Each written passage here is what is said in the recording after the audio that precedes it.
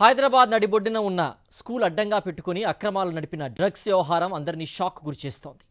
పైకి పాఠశాలని చెప్పిన ఆ దుర్మార్గుడు పిల్లల టేబుల్స్ మాటున రియాక్టర్లు పెట్టాడు. బ్లాక్ బోర్డ్ మాటున మాదక ద్రవ్యాల్ని తయారు చేశాడు. 7వ తరగతి వరకు 130 మంది విద్యార్థులతో నడుస్తున్న ఆ స్కూల్పై ఈగల్ టీం సోదాలు నిర్వహించింది. దీంతో అక్రమంగా ఆల్ఫ్రాజోలం తయారు చేస్తున్న భండారం బయటపడింది. ఇప్పుడు ఆ స్కూల్ను సీజ్ చేయడంతో పాటు అన్ని అనుమతుల్ని రద్దు చేశారు. ఇది హైదరాబాద్ బోయిన్పల్లిలోని మేధా స్కూల్. బయటకు స్కూల్, లోపల మాత్రం అక్రమంగా ఆల్ఫ్రాజోలం అనే మాదక ద్రవ్యాన్ని తయారు చేస్తున్నారు. విశ్వసనీయ సమాచారంతో శనివారం ఈగల్ టీం ఆ ప్రైవేట్ స్కూల్లో సోదాలు నిర్వహించింది. స్కూల్ బిల్డింగ్ లో గ్రౌండ్ ఫ్లోర్, ఫస్ట్ ఫ్లోర్ లో క్లాసులు నిర్వహిస్తే సెకండ్ ఫ్లోర్ లో ఆల్ఫ్రాజోలం ఉత్పత్తి చేస్తున్నారు. ఈ స్కూల్ను నిర్వహిస్తున్న జయప్రకాష్ గౌడ్ గుట్టుచప్పుడు కాకుండా ఆల్ఫ్రాజోలం ఉత్పత్తిని మొదలుపెట్టారు. మరో 2 సహాయంతో అక్రమంగా మాదక ద్రవ్యాన్ని తయారు చేస్తూ కళ్ళు విక్రయదారులకు అమ్మడం మొదలుపెట్టారు జయప్రకాష్.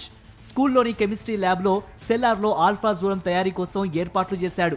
స్కూల్ అయితే ఎవరికి అనుమానం రాదనుకున్న జయప్రకాష్ మరో 2 సాయంతో స్కూల్లోని కెమిస్ట్రీ ల్యాబ్లో ఆల్ఫాజోలం తయారీ మొదలుపెట్టారు.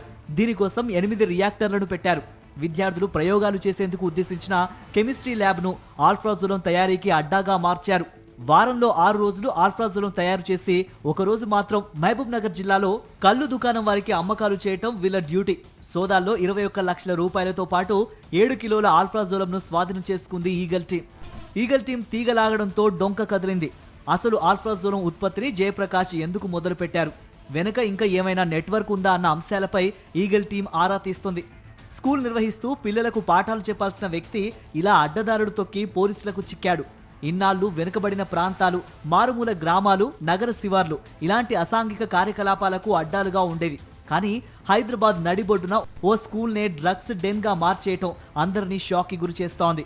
పాఠశాల ముసుగులో జరుగుతున్న ఈ మాదక ద్రవ్యాల తయారీ దందా స్కూల్స్ నిర్వహణపై పలు అనుమానాల్ని లేవనెత్తింది.